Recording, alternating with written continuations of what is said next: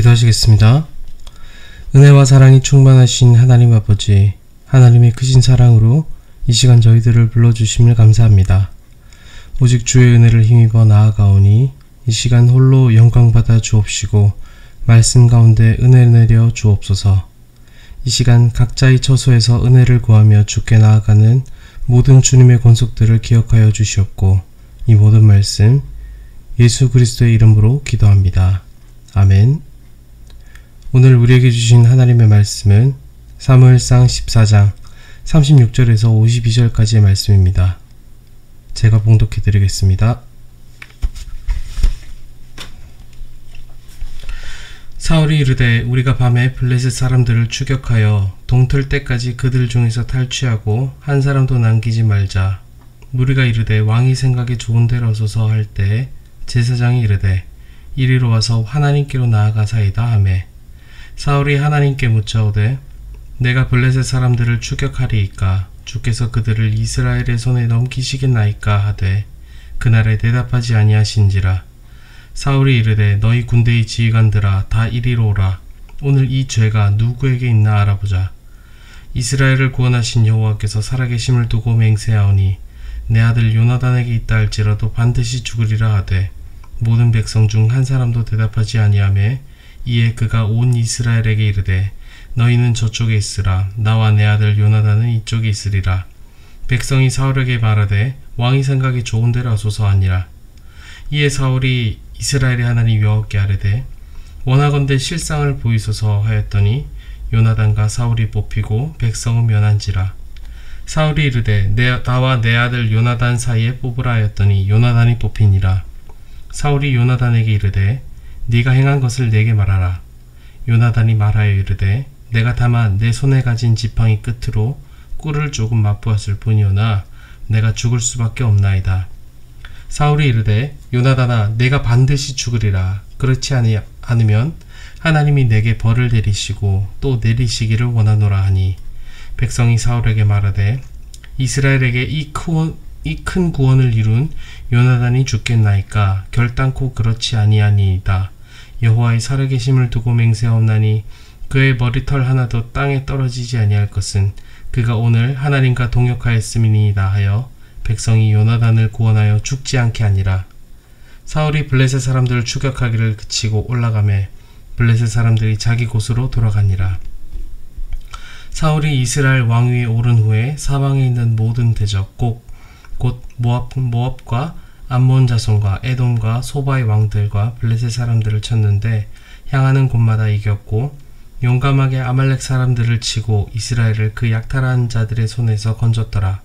사울의 아들은 요나단과 이스기와 말기수하여 그의 두 딸의 이름은 이러하니 맏딸의 이름은 메라비요 작은 딸의 이름이 미갈이며 사울의 아내의 이름은 아히노아미니 아히마아스의 딸이요 그의 군사령관의 이름은 아브넬이니 사울의 숙부 넬의 아들이며 사울의 아버지는 기스요 아브넬의 아버지는 넬이니 아비엘의 아들이었더라.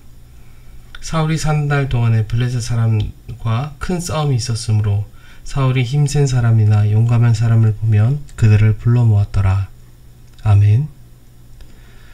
오늘 본문의 내용은 사울의 경솔한 금식 명령으로 인해서 백성이 기진하게 된 일과 요나단이 이를 알지 못해서 그것을 위반하게 된 일, 그리고 백성이 굶주림에 못 이겨 핏째로 짐승을 먹게 되는 율법을 어기는 불미스러운 일이 일어난 24절에서 35절을 배경으로 합니다. 이제 블레셋을 추격하고자 하는 사울의 질문에 대한 하나님의 침묵하심과 이에 사울의 원인 분석 그리고 계속된 이상한 맹세와 이로 인해서 요나단이 죽음의 위기에 몰렸지만 백성들의 중재로 말미암아 목숨을 건진 일이 오늘 본문 46절까지 언급됩니다. 오늘 본문의 맥락을 따라 36절에서 46절과 47절에서 52절 두 부분으로 나눠서 오늘 본문이 우리에게 주시는 교훈이 무엇인지 살피도록 하겠습니다. 첫 번째 단락인 36절에서 46절입니다. 이 단락을 통해 우리가 살펴볼 수 있는 점은 사울의 불신앙적인 태도와 그에 반하는 대제사장 아히야의 신앙적인 용기입니다. 아히야는 사울의 행위가 블레셋과의 전쟁을 승리케 하신 하나님을 경원하는 것임을 직시했습니다. 도무지 가망없는 승리에서 이스라엘을 승리케 하신 것은 하나님이셨으나 사울은 그 자신의 실책으로 블레셋을 진멸시키지 못한 것에 마음을 쓰다가 이제 새로이 적을 추격하는 일을 하나님의 뜻을 묻지 않고 추진하고자 했던 것입니다. 앞서 19절부터 살펴보면 아히야는 사울이 하나님의 뜻을 묻지 않고 자기 뜻대로 전투를 계속했던 것을 기억했을 것입니다. 그래서 아히야는 하나님의 뜻을 물어야 한다라고 했습니다. 본문에 나아가사이다 라는 이 말은 여호와를 위하여 당신이 쌓은 제단으로 가라 라는 말입니다. 즉 제단을 35절에 쌓아놓고 35절에서 제단을 쌓아놓고 왜 하나님께로 나아가지 않느냐는 것을 말하는 것이죠. 이 아히야의 용기로 말미암아 사울은 급한 마음을 먼저 내려놓고 순리를 따라 일을 진행해 나갈 수 있게 되었습니다. 이를 통해 우리가 배울 수 있게 되는 것은 함께 믿음 생활을 해 나가는 사람들이 혹 하나님의 뜻과 다른 길로 나아갈 때 어떻게 해야 하느냐는 것입니다. 참 어렵습니다. 관계가 문제가 생길 수도 있고요. 제정신이 아닌 것 같은 이 사울에게 혹 보복을 당할 수도 있는 상황을 맞이할 수 있기 때문에 아히야는 사울에게 결코 편하게 말할 수 있지 않았을 것입니다. 그러나 아히야는 하나님의 제사장으로서 자신이 해야 할 일을 용기로서 감당했습니다. 하나님의 뜻에 합당하게 라는 대전제를 따라서 자신이 해야 할 일을 했다는 것입니다. 이것은 오늘날 교회와 성도들에게도 동일하게 주어졌습니다.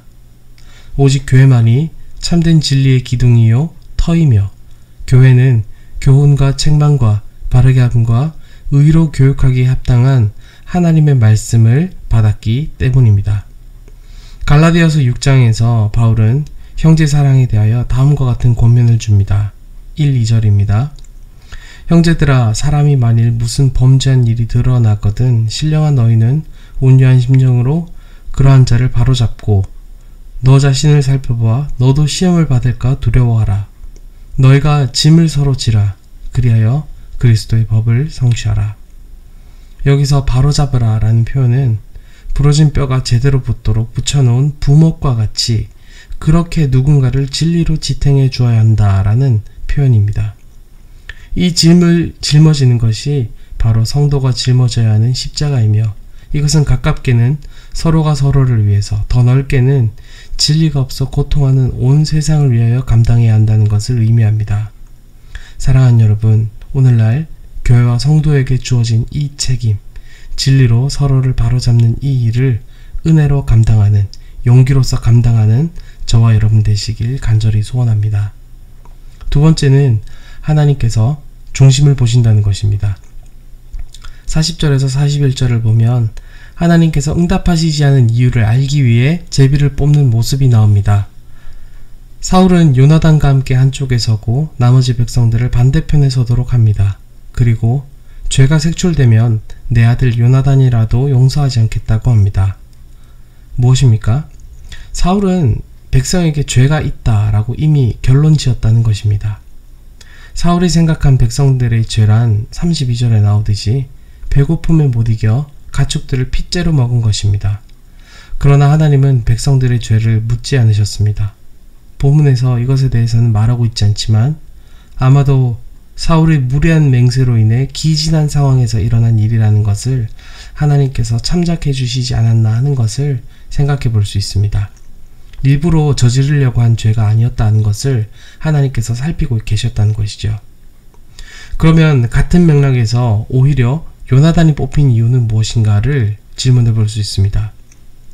근데 가만히 살펴보면 요나단은 제비를 뽑히긴 했지만 요나단은 사울이 제멋대로 서원한 내용을 알지 못한 채 서원을 어겼습니다. 정확히 말하면 요나단의 서원한 내용을 요나단이 어긴 적이 없습니다. 서원한 적도 없고 때문에 이 서원을 어긴 일이 없는 것이죠. 그럼에도 요나단은 너무도 억지스럽고 무리한 상황임에도 불구하고 순순히 죽고자 합니다. 요나단은 다름 아닌 하나님이 세우신 권위에 순종하는 그 중심을 가졌던 것이죠. 때문에 하나님은 그 중심을 가진 요나단을 살려주셨습니다. 어떻게 구원해 주셨습니까? 사울이 하나님을 향한 중심을 버려가면서까지 그토록 얻고자 했던 백성들의 지지와 인정으로 말미암아서 구원을 주셨습니다. 마치 하나님께서는 백성을 통하여 요나단이 제비를 뽑게 된 것은 사실은 다 너 때문이다를 말씀하고자 하셨던 게 아닐까 싶습니다. 사랑하는 여러분, 이 시간 언제나 중심을 보시며 우리를 살피시는 하나님을 바라보는 은혜가 저 여러분 가운데 충만하시길 기도합니다. 마지막 단락입니다. 47절에서 52절을 보시겠습니다. 47절에서 52절까지는 사울의 통치가 끝나지 않았음에도 불구하고 사울이 재위 기간 동안 쌓은 업적과 사울의 가계에 대하여 말합니다. 이것은 앞선 사건으로 인해서 왕으로서의 사울의 역할이 이제 다 끝났다는 것을 암시하는 것입니다. 그런데 본문만 보면 이 내용은 마치 정복군주와 같은 사울의 모습을 그리고 있습니다. 여기서 우리가 주목할 대목은 사울이 이스라엘 왕위에 오른 후에입니다. 여기서 오르다 라는 표현은 획득하다 혹은 포획하다의 의미로 사용되었습니다. 사울은 이미 이스라엘의 왕으로 사무엘에게 공인되었습니다. 그런데 본문에서는 사울이 왕권을 포획했다라고 다시 말합니다. 그러니까 사울이 사무엘에게 왕으로서 공인되는 것은 수동태고, 오늘 본문에서 사울이 왕위에 올랐다라는 것은 능동태입니다. 그러니까 앞선 사건과 연결지어서 생각해보면 사울은 백성들의 신임을 공개적으로 잃어버렸다고 생각했고, 백성들의 신임을 되찾아야 한다는 강박과 두려움에 빠져서 더욱 전쟁에 심혈을 기울였다라는 것으로 해석할 수 있습니다. 이미 왕이었지만 자기가 왕으로서 인정받기 위해서 이제 공개적으로 행보를 했다는 것이죠. 주변의 적들을 무찌르는 것은 좋습니다. 그러나 이스라엘은 철공 한 명 없는 기술적 빈국이었습니다. 더군다나 넉넉한 살림도 아니었을 것입니다. 그런데 재위기간 내내 주변 국가의 전쟁을 일삼는 것은 사실 이스라엘 입장에서 결코 유익한 것이 아닙니다. 결과적으로 이기다 라는 이 표현은 사실은 악행을 저질렀다 라는 의미도 동일하게 지니고 있습니다. 이것으로 보아 사울은 하나님 없이 자신의 치적만을 위해 전쟁을 치렀다는 것을 우리가 생각해 볼 수가 있습니다. 그렇다면 우리는 이 단락에서 어떤 교훈을 발견합니까? 사울을 통해 이스라엘 백성을 이방인의 손에서 구원하시리라 약속하신 우리 하나님께서 사울의 타락에도 불구하고 그 약속을 이행하고 계시다는 것입니다. 사람이 하나님 앞에 범죄하고 자신을 위한다고 할지라도 하나님은 그마저도 사용하신다는 것이죠. 말씀을 맺겠습니다. 오늘 본문은 우리에게 진정한 성공과 승리를 위해서 갖추어야 할 것이 무엇인지 교훈합니다. 무엇입니까? 당장의 임기응변, 인심을 잡기 위한 전략이 아니라 하나님 앞에 바로 서야 한다는 것입니다. 하나님을 중심에 두고 그렇게 살아야 한다는 것입니다. 사실은 사울처럼 우리도 하나님이 없는 승리, 내가 바라는 승리에 유혹받을 때가 있습니다. 그러나 하나님 앞에 바로 서지 못하는 것은 참된 승리가 아닙니다.